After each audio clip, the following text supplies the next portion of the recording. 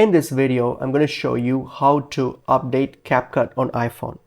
So you can, on your iPhone, you can exit your CapCut. So you can go out of your CapCut and then go to your App Store. Okay, open up your App Store. On your App Store, what you can do, you can click on your profile, which is on your top right there. Click on your profile and then select apps. From the apps here, you can look for CapCut. So search for CapCut.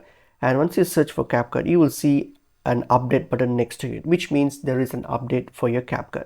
Simply tap on it to update your CapCut. Alternatively, what you can do, again on your App Store here, you can hit on the search option here and then click on the search bar, type CapCut. So type in CapCut on the search option and then search for it, and then here you'll see that CapCut. You select CapCut and you see there's an update option there. Tap on it and update the CapCut app.